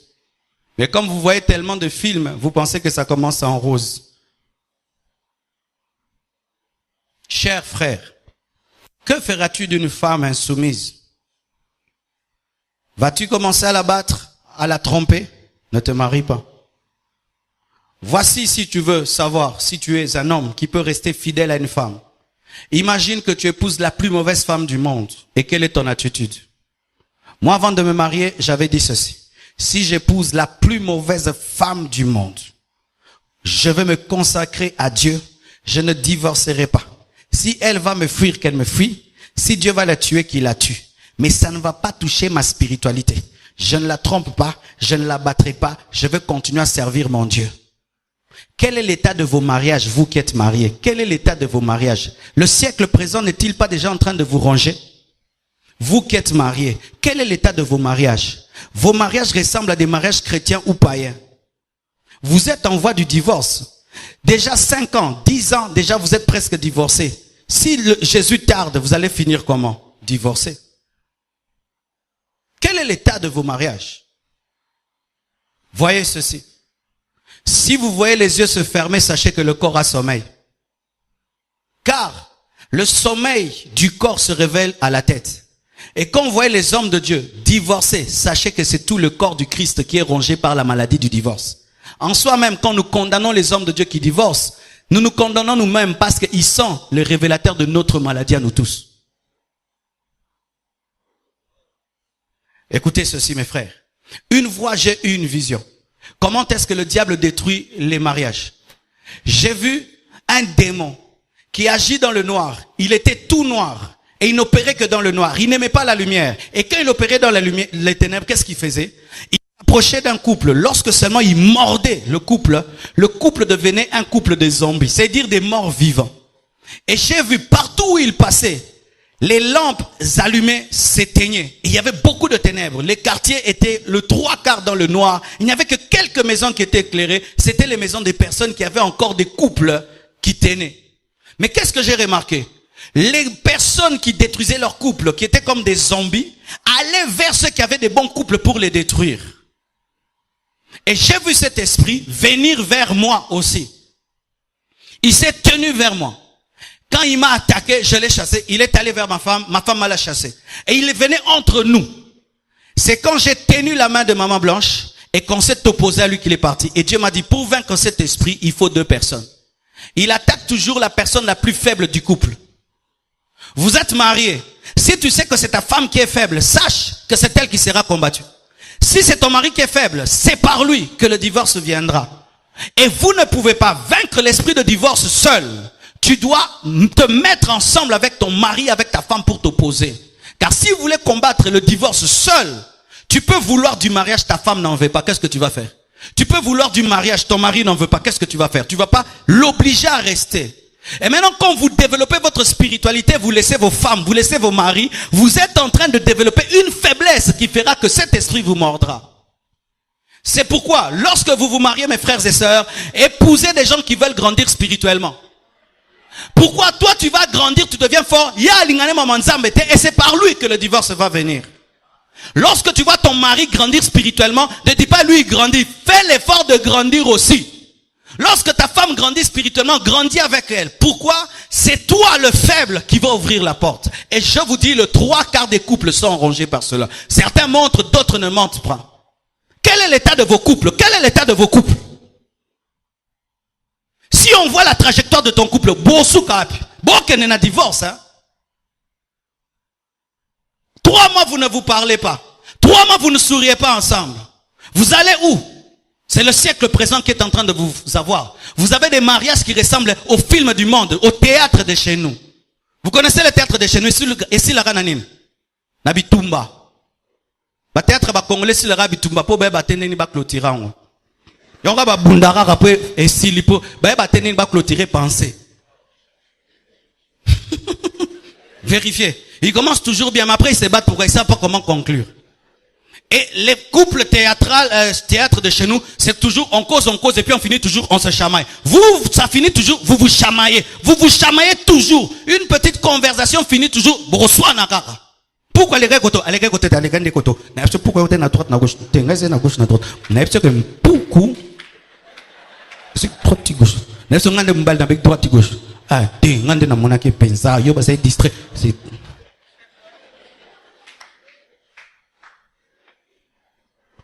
nous sommes une nouvelle génération de mariés. Des hommes qui doivent vieillir avec leur épouse, avec leur mari.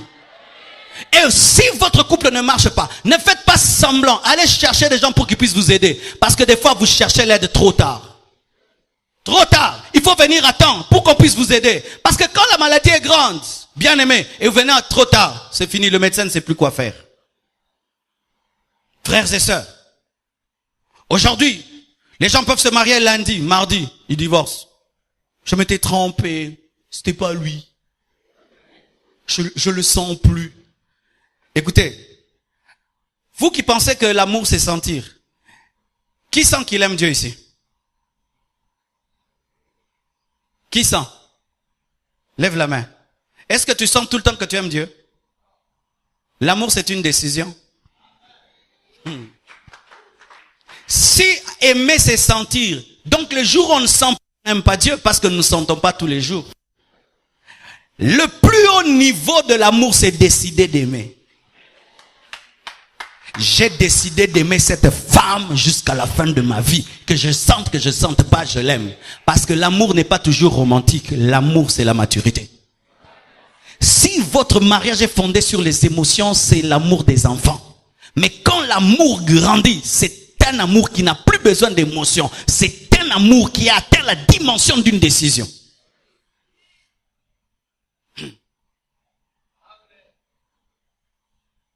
Alléluia. Écoutez encore. En ce temps de la fin, le siècle présent élève la loi des hommes au-dessus de la loi de Dieu. C'est-à-dire que la constitution d'une nation est élevée au-dessus de la Bible. Ce qui est archi faux. La constitution du Congo n'est pas élevée au-dessus de la Bible. Je répète, la constitution du Congo n'est pas élevée au-dessus de la Bible. Si la constitution du Congo dit qu'il ne faut pas prêcher Jésus, je prêcherai Jésus. Si la constitution dit que si tu as 20 ans, tu ne peux pas prêcher l'évangile, prêche l'évangile. Parce que la constitution n'est pas élevée au-dessus de la Bible. Mais aujourd'hui, il y a des chrétiens qui sont plus soumis à la loi que soumis à la parole de Dieu, alors que la parole de Dieu est élevée au-dessus de la loi des hommes. Bien-aimés frères et sœurs, le jour que tu vas voyager dans une nation et tu sens que la loi veut s'élever au-dessus de la Bible, ramène la loi sous la Bible. Ramène la loi sous la Bible. Le monde est en train d'être détruit parce que les hommes laissent la loi des hommes diriger le monde. Et ainsi, la loi des hommes peut dire oui à l'homosexualité, oui à l'occultisme. On dit oui, non. Vous avez fait une mauvaise loi. Mais c'est la loi de Dieu qui est indiscutable. Mais la loi des hommes, je peux la discuter. Et de ce côté-là, bien aimés, les musulmans ont des choses à nous enseigner.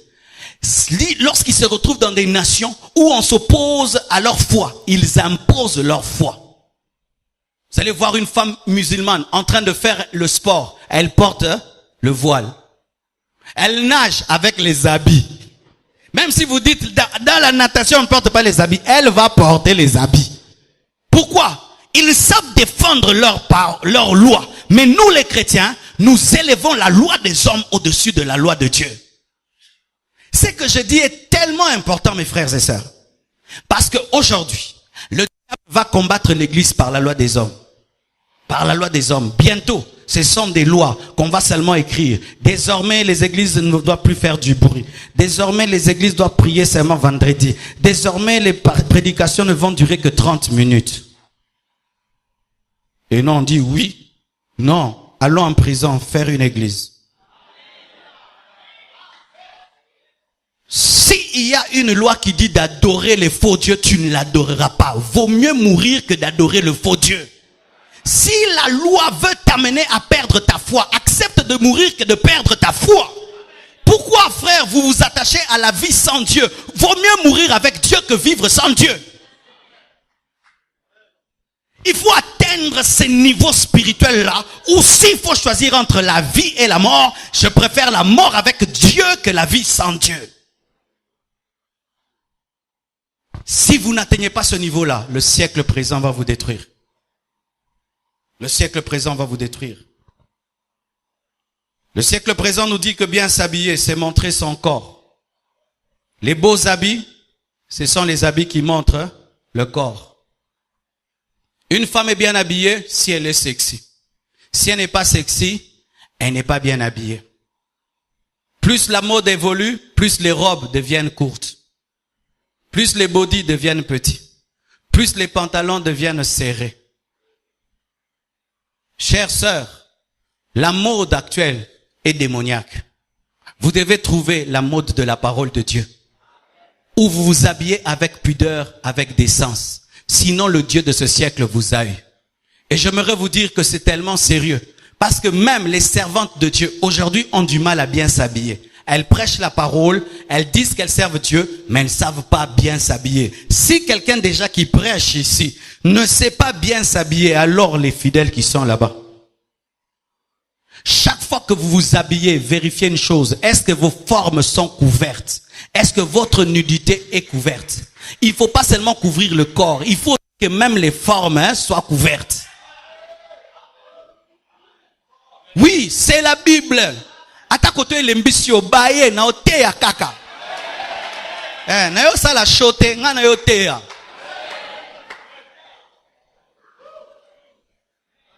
Habillez-vous avec décence, sinon le siècle présent vous a eu. Et ne vous habillez pas seulement bien à l'église, habillez-vous bien à la maison. Les vrais vêtements d'une femme, c'est à la maison. C'est lorsque elle-même, dans le secret de sa chambre, s'habille bien. Pour la gloire de Dieu, pas pour les yeux de son pasteur, pour la gloire de Dieu. Si vous avez des vêtements de l'église et des vêtements de la maison, vous n'êtes pas encore des chrétiennes. Je vous assure, si les païens aujourd'hui ne se convertissent pas, c'est à cause des mauvais vêtements des sœurs en Christ.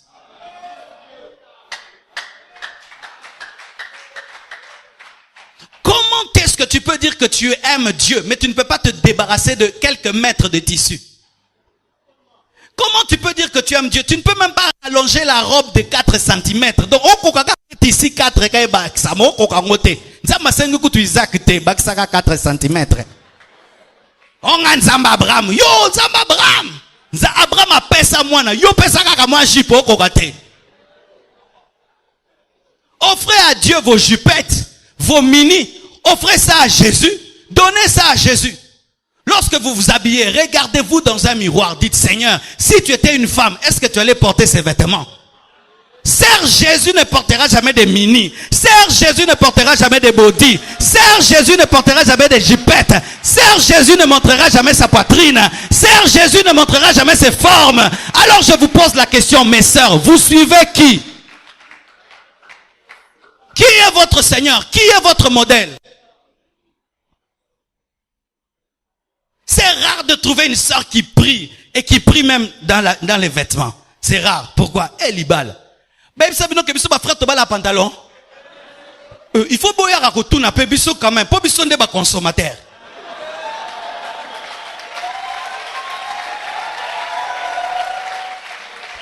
Oui. Pour ça, sale la mibali et l'oro, que nous tout n'a pas ngosko. Biloro to sale la rabine, simbarato et simbarate. Alléluia. Tu risques d'aller vendre le cochon au Sénégal.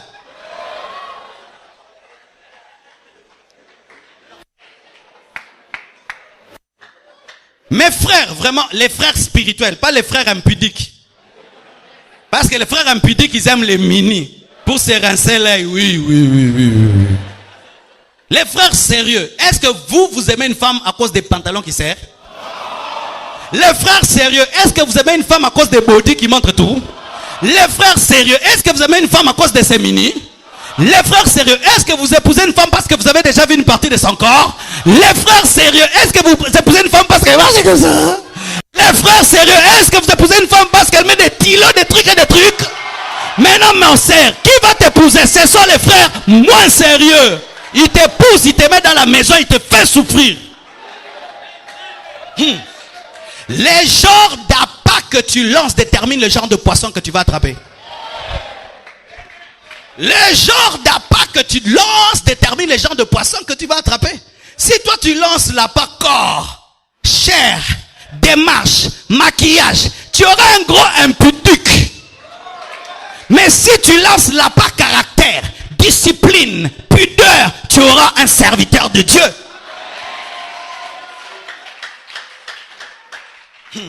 Oh libala nanga ezoumela, ezoumela pona bilamba. Ezoumela pona bilamba.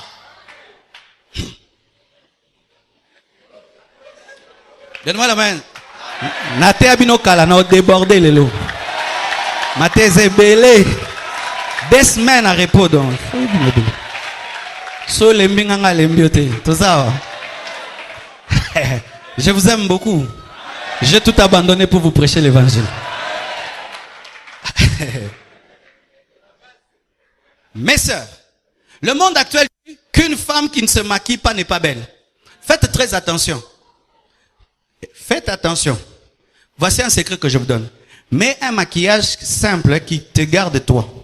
Mais si le maquillage te transforme, celui qui t'aime ne t'a pas aimé, il a aimé le masque.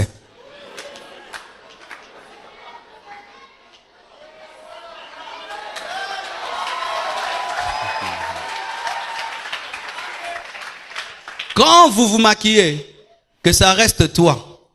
De sorte que même quand tu te démaquilles, que l'homme qui t'a aimé t'aime toujours. Mais si quand tu mets, il y a avant et après. Eza osokoli ozongi, aolukayo. Jeannette, ça. Ngayo. Jeannette, ça. Tika na salle de bain. Oyo, yayete. Oyo, yayete. Oyo, yayete. Oyo, yayete. Oyo, yayete. Oyo, yayete. Et le monde aïe.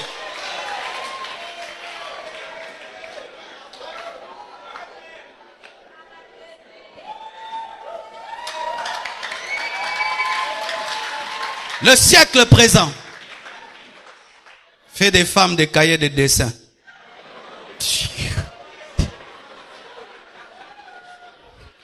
Et maquillez-vous aussi selon votre âge. Donne-moi la main. Toi, une fille de 15 ans, tu te maquilles comme une femme de 20 ans. Maintenant, les gens de ton âge ont peur de toi. Alors que ça, ta génération n'a pas. Oui. Il y a des maquillages qu'un enfant ne peut pas mettre. Comment un enfant peut se maquiller comme une dame? Oh, comme mari de nuit. Et oui, et ce sont des parents qui maquillent trop tôt leur fille. Trop tôt, une fille de 13 ans, on la maquille déjà. À 12 ans, on la maquille déjà. De sorte qu'elle ne sait pas être naturelle. Mais sachez, mes sœurs, que la vraie beauté, c'est le naturel. Tu es noir, reste noir. Tu es clair qu'au bakisate. Parce que quand vous ajoutez, lorsque la nature va vous punir, quand vous ajoutez, quand la nature s'occupera de vous, alors vous saurez que Jésus est Seigneur. Et qu'est-ce qui vous dit que la femme claire, c'est seulement celle qui est belle? Qui vous dit cela? Il y a des femmes très très belles qui sont noires. Mais tout le monde veut être clair. Vous pensez que c'est le Saint-Esprit qui vous dit de vous brûler le visage? De vous enlever la peau? Vous pensez que c'est Dieu qui dit? C'est le siècle présent qui présente comme étiquette de beauté la femme claire. Archi faux. Aime-toi comme tu es. Accepte-toi tel que tu es.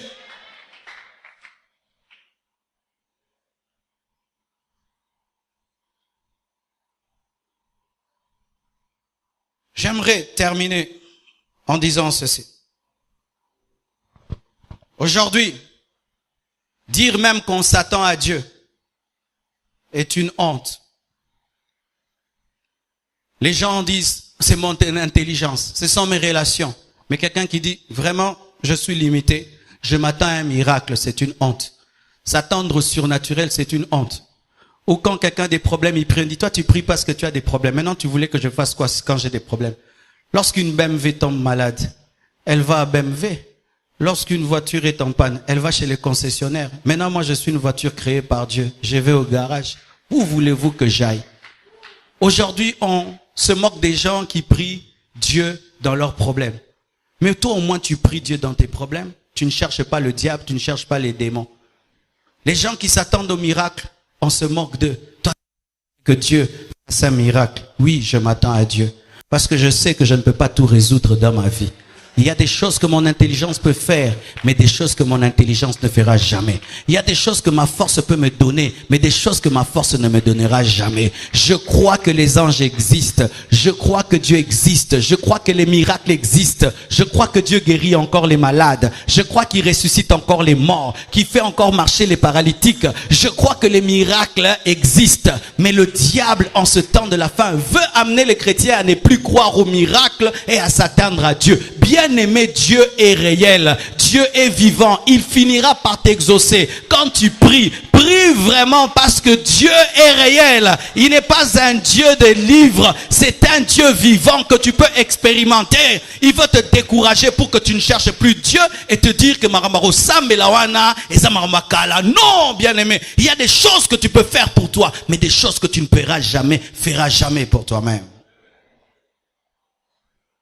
Toi, un intellectuel, comme ça tu pries. Toi, un intellectuel, comme ça tu t'attends à être guéri. Va à l'hôpital. Ce n'est pas une honte que de s'attendre à Dieu. D'ailleurs, c'est la meilleure adresse. Fléchir tes genoux lorsque la vie te dépasse. De fléchir tes genoux. Il y a une dame qui m'a écrit, je crois, il y a deux jours ou 3 jours. Elle m'a appelé du Canada. Et puis, on a parlé. Elle m'a envoyé une photo. Et puis elle m'écrit, pasteur, tu vois la photo que je t'ai envoyée? C'est la photo de mon mari. Alors que je te parle, mon mari est devenu fou. Ça a commencé par des voix. Il entendait des voix. Vous qui entendez des voix, voyez les hommes de Dieu avant qu'il ne soit trop tard et priez sérieusement. Il entendait des voix et il avait des visions. Et il disait à sa femme, le diable est dans cette maison, le diable est dans cette maison, les gens m'attaquent. Et sa femme pensait que c'était pas très sérieux. Et un jour, il a attrapé la folie. Il a quitté la maison. Et on l'a cherché. On l'a pas trouvé. Il dormait dehors. Un vrai fou. Et cette femme m'appelle. Elle m'envoie sa photo et on prie. Et quand je priais, j'ai senti de faire une prière vraiment de folie. J'ai dit, Seigneur, au nom de Jésus, guéris cet homme là où il est. Car même si la police n'arrive pas à le retrouver, toi tu sais là où il se trouve. Guéris-le là où il est, rends-lui son bon sens et qu'il rentre chez lui à la maison. Car si on ne peut pas le trouver, lui peut se retrouver chez lui parce qu'il connaît chez lui. Car s'il guérit là où il est, il va du coup rentrer à la maison. Et quand je fais cette prière, la femme dit Amen. Le lendemain, elle m'écrit, pasteur, je n'arrive pas à dormir, mon mari n'est toujours pas là. Et tu sens quelque chose qui te dit, mon est simbité, hein? Simbité, ce que nous avons fait, que ça m'a ramaboué, moutou, abika d'abord, li boma, li sous-assons anda, remonte ko lekisi.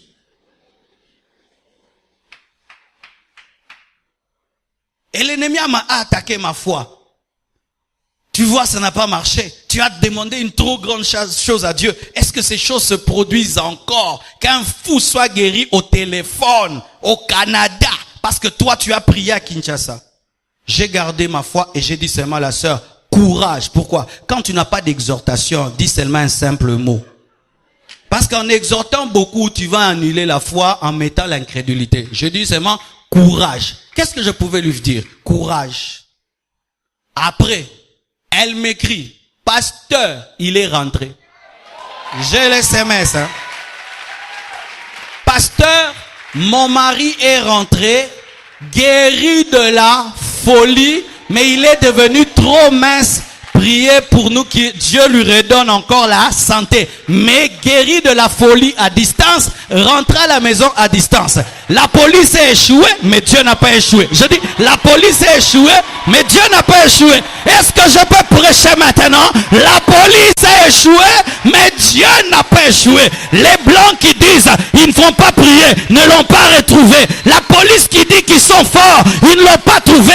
Mais Jésus-Christ de Nazareth a écouté la prière d'un Congolais au Congo. Il est allé au Canada, il a guéri le fou, il l'a ramené à la maison.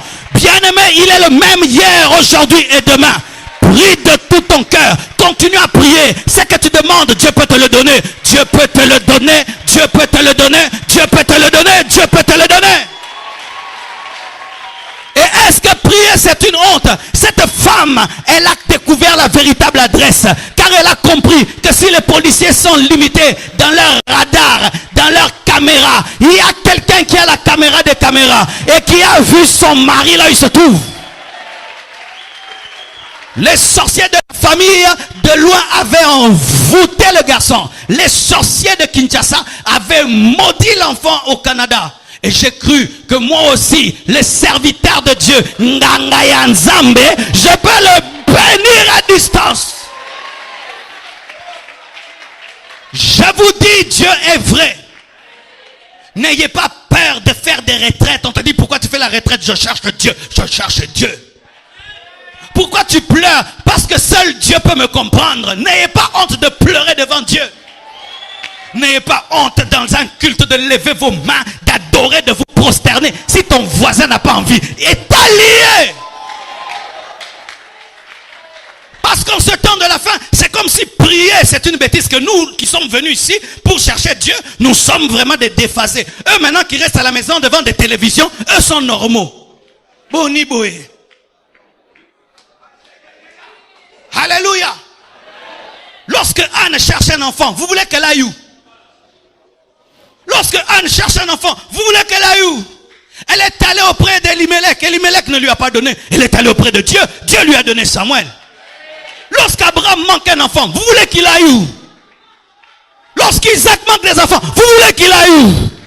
Lorsque la femme à la perte de sang est malade, vous voulez qu'elle touche quelle robe? Seulement la robe de Jésus, pas celle de Pierre.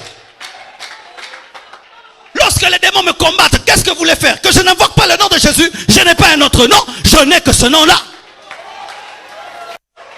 Mais le monde va t'humilier quand tu pries. Toi, tu ne fais que prier.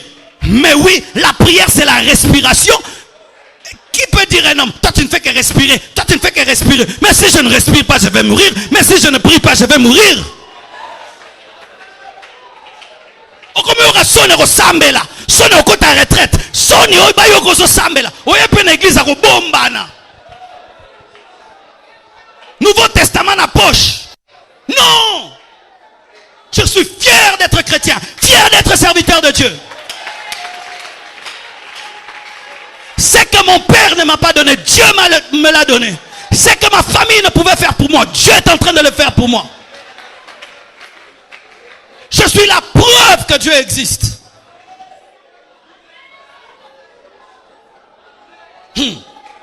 Mais écoutez ceci.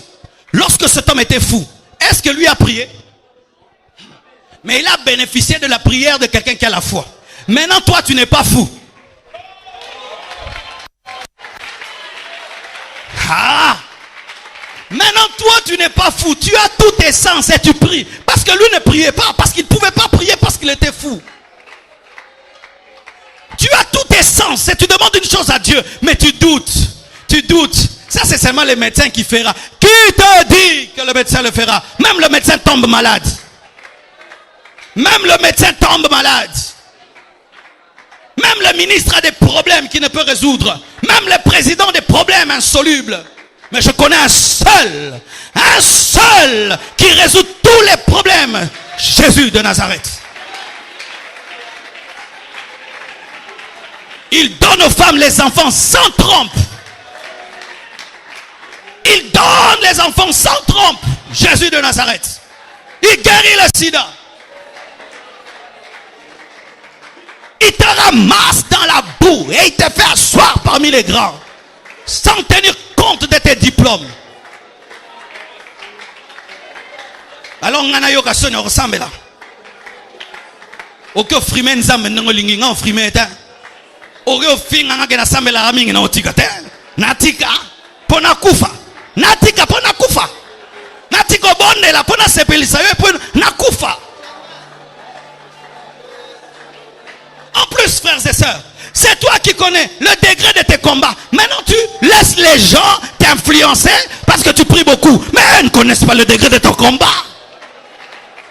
Eux, ils peuvent prier comme ils veulent, délestage comme ils veulent. Mais toi, si tu oses seulement un mois sans prière, toute ta vie est détruite.